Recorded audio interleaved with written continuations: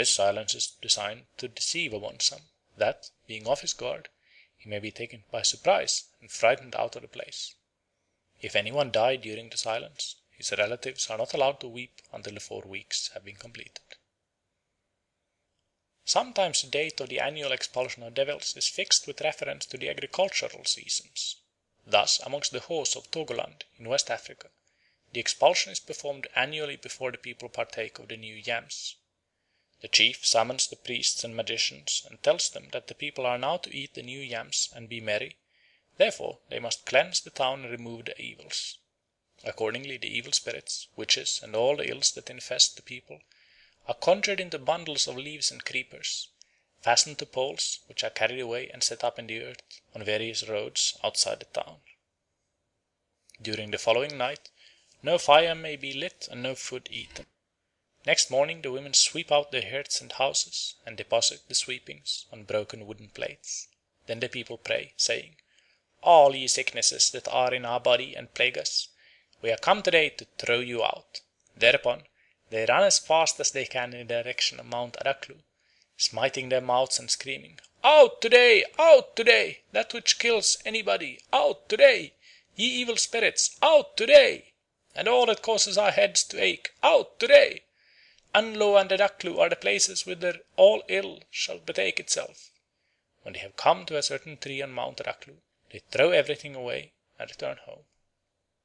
At Kirivina, in southeastern New Guinea, when the new yams had been harvested, the people feasted and danced for many days, and a great deal of property, such as armlets, native money, and so forth, was displayed conspicuously on a platform erected for the purpose. When the festivities were over, all the people gathered together and expelled the spirits from the village by shouting, beating the posts of the houses, and overturning everything under which a vile spirit might be supposed to lurk. The explanation which the people gave to a missionary was that they had entertained and feasted the spirits and provided them with riches, and it was now time for them to take their departure. Had they not seen the dances and heard the songs, and gorged themselves on the souls of the yams, and appropriated the souls of the money and all the other fine things set out on the platform, what more could the spirits want? So out they must go. Among the Hos of north-eastern India, the great festival of the year is the Harvest Home, held in January, when the granaries are full of grain, and all the people, to use their own expression, are full of devilry. They have a strange notion that at this period men and women are so overcharged with vicious propensities that it is absolutely necessary for the safety of the person to let off steam by allowing for a time full vent to the passions. The ceremonies open with the sacrifice to the village god of 3 foals, a cock and 2 hens, one of which must be black. Along with them are offered flowers of the palash tree, Butoya frondosa, bread made from rice flour, and sesame seeds. These offerings are presented by the village priest, who prays that during the year about to begin, they and their children may be preserved from all misfortune and sickness, and that they may have seasonable rain and good crops. Prayer is also made in some places for the souls of the dead. At this time an evil spirit is supposed to infest the place, and to get rid of it, men, women, and children go in procession round and through every part of the village with sticks in their hands, as if beating for game, singing a wild chant, and shouting vociferously, till they feel assured that the evil spirit must have fled. Then they give themselves up to feasting and drinking rice beer, till they are in a fit state for the wild debauch which follows. The festival now becomes a Saturnal, during which the servants forget their duty to the masters, children their reverence for parents, men their respect for women, and women all notions of modesty, delicacy, and gentleness. They became raging bacchantes. Usually the hosts are quiet and reserved in manner, decorous and gentle to women. But during this festival their natures appear to undergo a temporary change. Sons and daughters revile their parents in gross language, and parents their children. Men and women become almost like animals in the indulgence of their amorous propensities. The Mundaris, kinsmen and neighbours of the hosts, keep the festival in much the same manner. The resemblance to a Saturnal is very complete, as at this festival the firm labourers are feasted by their masters, and allowed the utmost freedom of speech in addressing them. It is the festival of the Harvest Home, the termination of 1 year's toil, and a slight respite from it before they commence again. Among some of the Hindu Kush tribes, as among the Hos and Mundaris, the expulsion of devils takes place after harvest. When the last crop of autumn has been got in, it is thought necessary to drive away evil spirits from the granaries. A kind of porridge is eaten, and the head of the family takes his matchlock and fires it into the floor. Then, going outside, he sets to work loading and firing till his power horn is exhausted, while all his neighbours are similarly employed. The next day is spent in rejoicings. In Chitral this festival is called devil driving. On the other hand, the Konds of India expel the devils at seed time instead of at harvest. At this time they worship Pittaripennu, the god of increase and of gain in every shape. On the first day of the festival, a rude car is made of a basket set upon a few sticks, tied upon the bamboo rollers for wheels. The priest takes this car first to the house of the lineal head of the tribe, to whom precedence is given in all ceremonies connected with agriculture. Here he receives a little of each kind of seed and some feathers.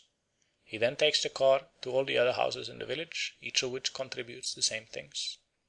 Lastly, the car is conducted to a field without the village, attended by all the young men, who beat each other and strike the air violently with long sticks. The seed thus carried out is called the share of the evil spirits, spoilers of the seed. These are considered to be driven out with the car, and when it and its contents are abandoned to them, they are held to have no excuse for interfering with the rest of the seed corn.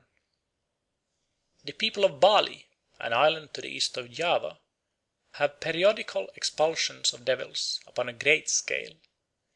Generally the time chosen for the expulsion is the day of the dark moon in the 9th month. When the demons have been long unmolested, the country is said to be warm, and the priest issues orders to expel them by force, lest the whole of Bali should be rendered uninhabitable. On the day appointed, the people of the village or district assemble at the principal temple. Here, at a cross-road, offerings are set out for the devils. After prayers have been recited by the priests, the blast of a horn summons the devils to partake of the meal which has been prepared for them. At the same time, a number of men step forward and light their torches at the holy lamp which burns before the chief priest. Immediately afterwards, followed by the bystanders, they spread in all directions and march through the streets and lanes crying, "Depart, go away!" Wherever they pass, the people who have stayed at home hasten, by a deafening clatter on doors, beams, rice blocks, and so forth, to take their share in the expulsion of devils. Thus chased from the houses, the fiends flee to the banquet which has been set out for them, but here the priest receives them with curses which finally drive them from the district. When the last devil has taken his departure, the uproar is succeeded by a dead silence, which lasts during the next day also. The devils, it is thought, are anxious to return to their old homes, and in order to make them think that Bali is not Bali but some desert island, no one may stir from his own abode for 24 hours. Even ordinary household work, including cooking, is discontinued. Only the watchmen may show themselves in the street. Wreaths of thorns and leaves are hung at all the entrances to warn strangers from entering. Not till the 3rd day is this state of siege raised, and even then it is forbidden to work at the rice fields or to buy and sell in the market. Most people will stay at home, whiling away the time with cards and dice. In Tonquin, a Tekudav, or general expulsion of malevolent spirits, commonly took place once a year, especially if there was a great mortality amongst men, the elephants or horses of the general stable, or the cattle of the country, the cause of which they attribute to the malicious spirits of such men as have been put to death for treason, rebellion, and conspiring the death of the king, general or princes, and that in revenge of the punishment they have suffered, they are bent to destroy everything and commit horrible violence. To prevent this, their superstition has suggested to them the institution of this Tekida as a proper means to drive the devil away and purge the country of evil spirits. The day appointed for the ceremony was generally the 25th of February, 1 month after the beginning of the new year, which fell on the 25th of January. The intermediate month was a season of feasting, merrymaking of all kinds, and general license. During the whole month, the great seal was kept shut up in a box, face downwards, and the law was, as it were, laid asleep. All courts of justice were closed. Debtors could not be seen.